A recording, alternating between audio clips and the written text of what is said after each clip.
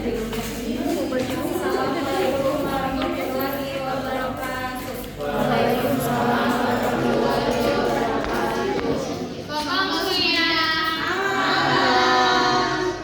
Sekarang kita akan mulai topik kita hari ini, yaitu pasar oligopoli. Teman-teman jangan bosan dulu ya, karena di topik ini sadari ternyata dia tuh dekat banget lah sama kehidupan kita sehari-hari. Kami akan mempresentasikan topik ini dengan singkat dan jelas, mulai dari apa itu pasar oligopoli, ciri-cirinya, jenis-jenisnya, dan contoh nyata di kehidupan sehari-hari. Sebelumnya izinkan saya memperkenalkan kelompok saya Amelia Bertika dan rekan saya Christine Bendel, saya Bella,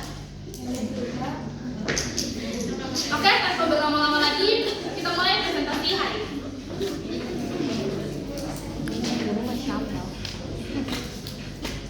Yang pertama, pasar oligopoli adalah pasar yang hanya melibatkan beberapa penjual utama yang menyediakan sebagian besar barang sejenis. Karena jumlah penjualnya sedikit, perubahan harga atau inovasi dari satu penjual akan mempengaruhi yang lain. Akibatnya, setiap keputusan penting harus mempertimbangkan bagaimana pesaing akan bertindak. Lanjut, ada ciri-cirinya.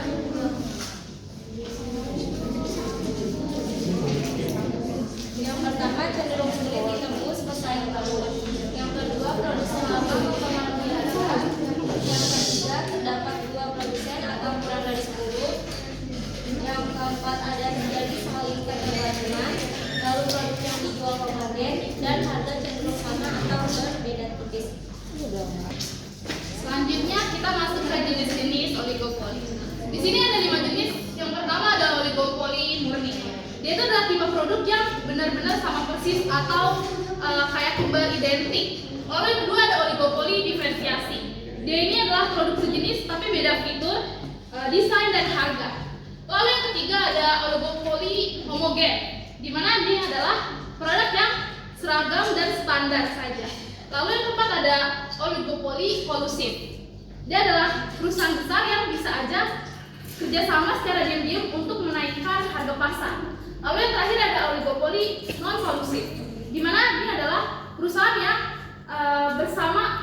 bersaing secara sehat dan terbuka. Lalu selanjutnya ada kelebihan dan kekurangannya. Di sini ada kelebihannya. Yang pertama, pasar oligopoli mendorong inovasi karena persaing antar penjual. Lalu yang kedua, biaya produksi jadi bisa rendah. Lalu harganya stabil dan fokus ke quality serta layanan dan promosi daripada harganya. Lalu yang terakhir ada investasi. Kamu mau nanya biar dapat nilai juga. Nanya aja biar dapat nilai. Untuk kekurangannya, harga cenderung bisa lebih tinggi atau lebih mahal. Lalu pilihannya hanya terbatas dan bisa dapat menyebabkan resiko kartel.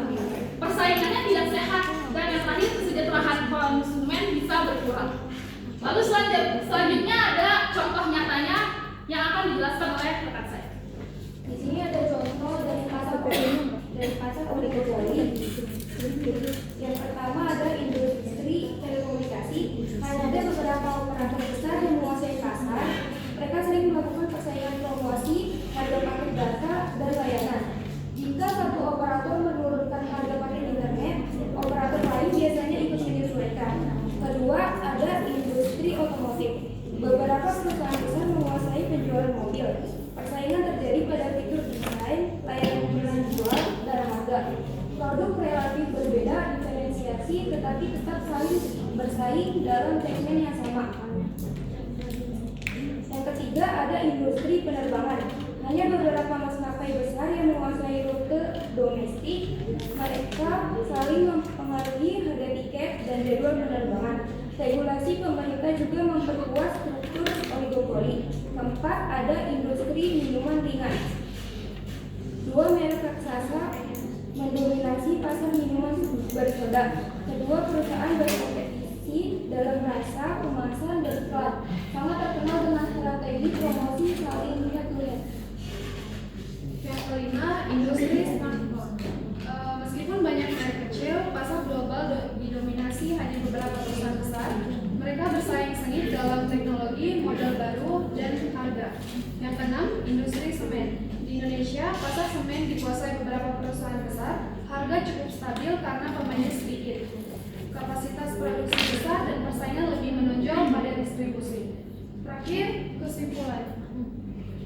Pasar oligopoli adalah pasar yang dikuasai hanya oleh beberapa penjual besar, sehingga setiap keputusan harga, produksi, atau inovasi dari satu perusahaan akan mempengaruhi perusahaan umumnya. Pasar ini memiliki ciri persaingan yang kuat, ketergantungan antar produsen, serta harga yang cenderung stabil.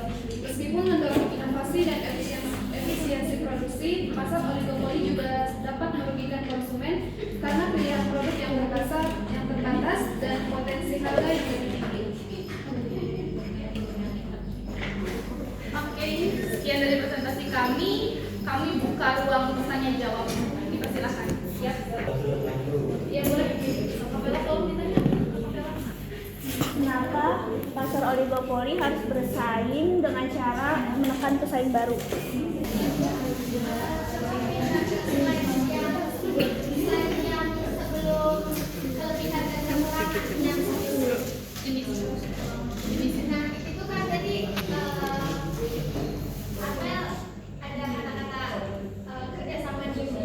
Iya, iya.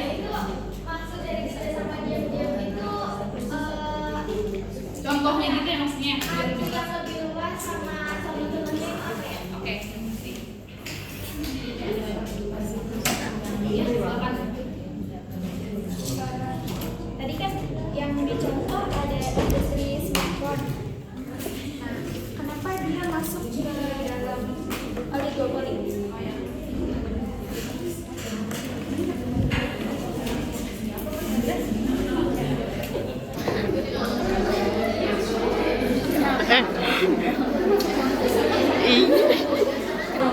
Oke teman-teman, minta waktunya sebentar boleh? Kami mau menjawab pertanyaan dari teman-teman kelompok lain. Pertama dari kelompok Kamanda. Namanya bener kan Kamanda ya? Pertanyaannya itu kenapa pasar oligopoli harus bersaing dengan cara menekan pesaing baru? Itu karena pasar oligopoli itu kan isinya cuma sedikit perusahaan besar. Jadi biar tetap dominan, mereka suka bersaing baru. Misalnya jaluri harga, tipu gede-gedean, atau meningkatin kualitas supaya pendatang baru susah masuk dan nggak merebut pelanggan mereka. Makasih. Lalu aku mau menjawab Kak Widya yang katanya bersaing diem-diem ya, yang diem-diem ya. Dia itu masuk ke oligopoli kolusif. Contohnya gini, kasus kartel tiket pesawat yang pernah viral 2017 kan, tahu nggak sih? Kalian bisa dia itu tuh perusahaan dia itu naikin harganya tuh diem-diem bareng-bareng, misalnya maskapai Citylink atau Garuda, dia tuh perusahaan dia diem-diem kayak kita naikin harga itu. Jadi kita sebagai konsumen rugi. Itulah yang ada di oligopoli kolusif. Jadi si harganya itu tiba-tiba naik. Iya, karena kita tahu. Jadi kita selalu rugi kalau misalnya kita mau pergi terus kayak melihat di web naikin dulu. Karena dia secara diem-diem mereka berdua kerja sama nih naikin harga itu. Terlihat hanya beberapa atau bisa banyak Perusahaan besar aja. Perusahaan besar. Ya. Kan contoh tadi. Sabar, Bang. Santai, kamu juga santai ya? Ya santai. Lanjut, terima kasih juga dia. Lanjut ke pertanyaan kelompok 1 Dina. Kenapa industri smartphone masuk ke dalam oligopoli? Karena dia itu ada dia berkesinambungan sama oligopoli diferensiasi. Produknya sejenis tapi beda fitur, desain, dan harga. Contoh nyatanya ada di Apple, Samsung, Xiaomi. Sama kan HP, tapi spesifikasi sama harganya beda jauh. Maka dia tuh persaingannya jadi lebih seru karena mereka harus mikir inovasi. Apa sih yang bikin kita konsumen tertarik sama dia? Selesai pertanyaan dari teman-teman semua. Apa kabar?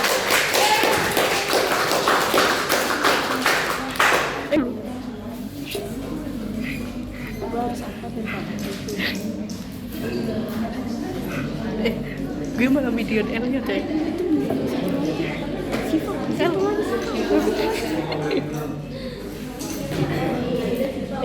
Enggak, udah. Perusahaan yang sudah lama beroperasi punya kekuatan besar dalam melakukan Kenapa? Karena perusahaan besar yang lama beroperasi punya kekuatan besar dalam menentukan harga. Produsen sulit gitu tadi. Kenapa dia lama untuk mengatur harga? Kita jam selesai. Kita tanggal berapa ya?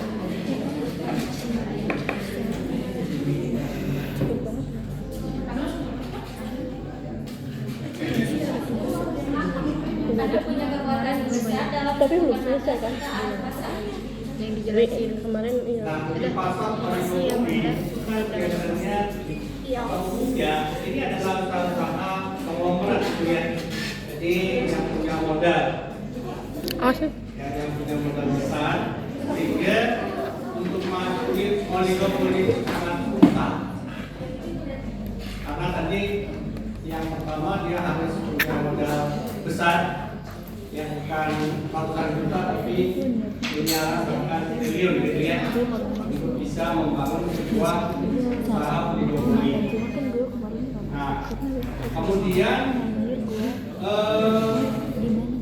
konteks produsen lama mempengaruhi harga ini tentu kaitannya dalam persaingan di lingkup oligopoli apabila perusahaan itu masih pendatang. Ya. Yang menarik di tahun 90-an di penerbangan mungkin kalian tahu maskapai Asia. Tahu ya? Tahu.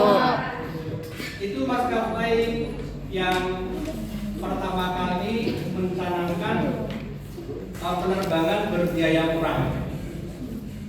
Ya, penerbangan berbiaya murah. Dan bagaimana strategi penerbangan itu untuk menetapkan harga? Nah, dia menjual tiket itu, membuka penjualan tiket dari 1 tahun sebelum penerbangan. Katakanlah kalau kita mau terbang di Desember, Januari boleh beli tiketnya. Harganya murah. Ya, saya pernah beli tiket ke Medan itu cuma 70.000. 70.000. Pesawat. Ya. Nah, kemudian tapi menjelang hari harga itu bisa sampai 2 juta. Jadi beli lebih dini, Entah iya. bayar lebih murah. Kalau belinya hari H itu pasti akan lebih mahal. Nah, sekarang memang ada proteksi dari pemerintah, ada batas minimum karena nggak berlaku lagi. Ya. Nah, jadi memang itu jika bapak kenapa pada waktu itu ada perusahaan penerbangan lain seperti Sriwijaya ikutan, tetapi pada akhirnya pemerintah di tahun 2000-an membuat batas minimum. Ini batas minimum untuk penerbangan itu di satu bandara itu sudah ditetapkan oleh maskapai. Tidak boleh membuat sesukanya saja. Tetapi dari sisi customer, memang Orang aku nengok bukan mau nengok jadi kalau kita mempunyai keinginan untuk jalan-jalan di akhir tahun, maka kita bisa tiketnya di awal tahun seperti itu. Nah, itu pertama. Yang kedua, ketika perusahaan yang menjadi pendatang di sebuah oligopoli, dia tentu harus mengikuti harga. Dia mengikuti harga. Tidak boleh membuat harga sendiri. Itu sebabnya biasanya perusahaan oligopoli ini punya semacam apa namanya keterikatan ya, keterikatan dari sisi kepentingan. Sehingga kalau salah satu perusahaan ingin melakukan perubahan terhadap harga, ini tentu akan mempengaruhi sikap dari perusahaan lain. Katakanlah kalau terjadi penurunan harga, ini juga harus dilihat oleh perusahaan lain. Maka nanti karena kelompok ini memunculkan yang namanya ada perupa patah gitu kan, perupa patah atau perupa patah itu menunjukkan bahwa apabila ada keinginan untuk menurunkan harga, itu biasanya akan bisa mempengaruhi jumlah penjualan.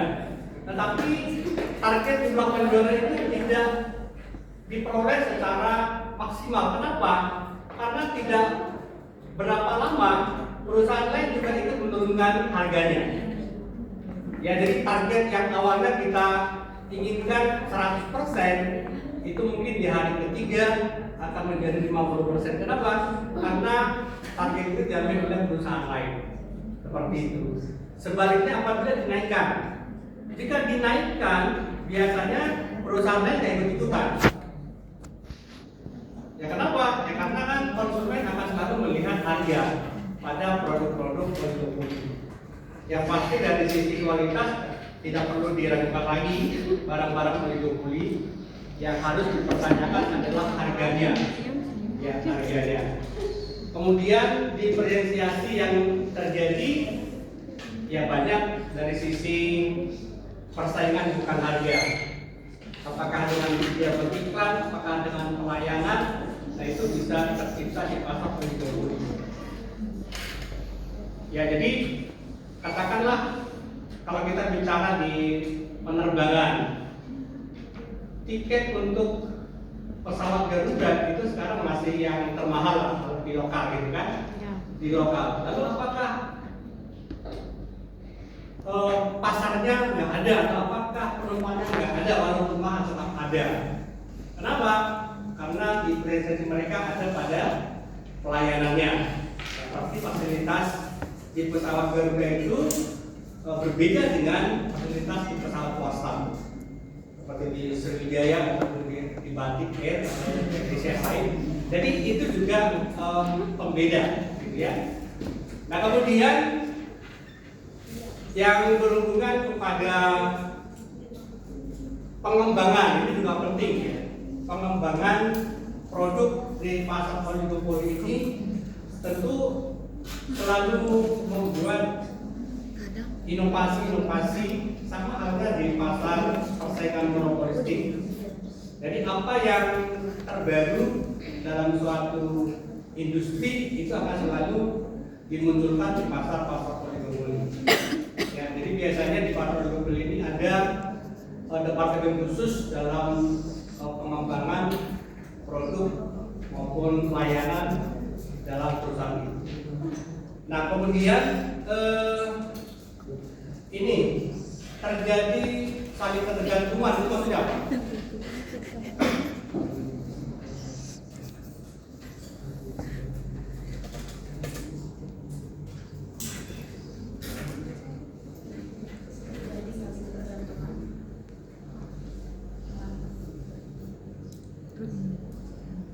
Jadi jika suatu perusahaan menurunkan harga atau membuat inovasi, maka perusahaan lain pun harus ikut menyesuaikan agar tidak kalah saing.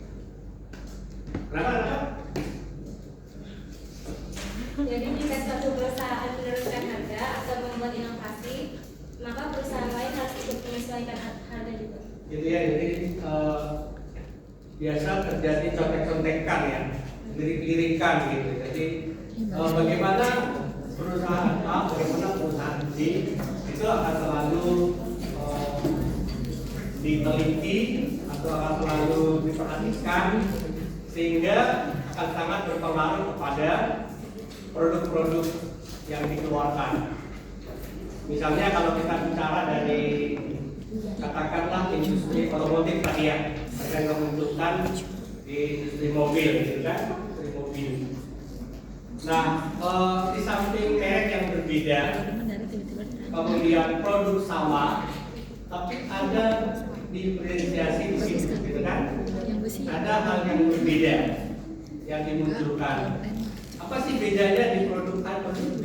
Itu biasakan memang pada awalnya masih monopoli, tapi kan pada akhirnya akan diketahui oleh pesaing. Akan dikatakan terjadi saling ketergantungan. Kalau yang satu berinovasi, dia juga akan ikut berinovasi.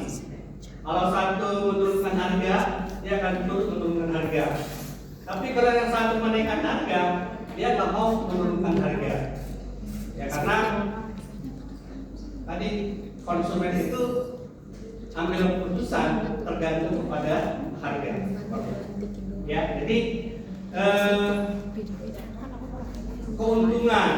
Jadi keuntungan di pasar oligopoli ini ataupun di pasar lainnya nanti terutama yang punya topik presentasi pasar ya.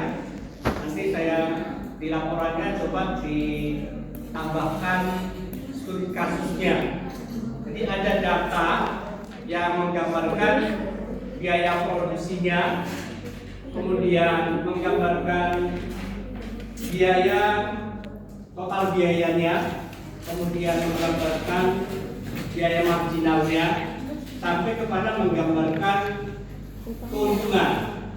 Sehingga secara teori kan tadi sudah disebutkan bagaimana sebuah pasar memperoleh keuntungan. Dikatakan MR harus sama dengan MC, misalkan seperti itu. Atau MR harus sama dengan P, ya. MR harus sama dengan harga. Atau kalau terjadi P itu lebih kecil dari MR-nya atau sebaliknya, apa yang terjadi? Ya artinya bahwa kurva yang kalian tampilkan itu didukung dengan data tabelnya. Ya, jadi kalau dikatakan MR sama dengan MC itu pada kuantiti berapa terjadi? Kuantiti berapa terjadi MR sama dengan MJ? Itu kan mencerminkan bahwa pada ketika kuantiti katakanlah ada di kuantiti 6 gitu. Berarti sejak dia ada di kuantiti 6 itu sudah untung, itu maksudnya. Ya, atau kalau misalnya kaitannya dengan P sama dengan MR-nya, harga sama dengan marginal revenue-nya. Artinya dilihat pada harga berapa dan MR-nya berapa. Ya, jadi harus dilihat sesuai dengan datanya. Ya, jadi itu khusus untuk yang semua pasar ya, apakah pasar SK sempurna, pasar monopoli, pasar monopolistik maupun pasar oligopoli. Nanti di laporannya itu dibuat kasus dalam bentuk tabel biaya produksinya. Jadi kan bebas dalam menentukan angkanya. Kemudian nanti kan dari situ turun ada kurvanya. Maka penjelasan teori dalam kurva itu kan nanti bisa dibuktikan dengan data tabelnya. Tujuannya begitu. Ya nanti di bagian laporan supaya dilakukan. Biasanya saya kembangkan, ya silakan dulu. Oke, terima kasih Bapak Peter udah mau menambahkan. Terima kasih juga teman-teman yang udah mau mendengarkan. Sekian presentasi kami. Terima kasih. Assalamualaikum warahmatullahi wabarakatuh.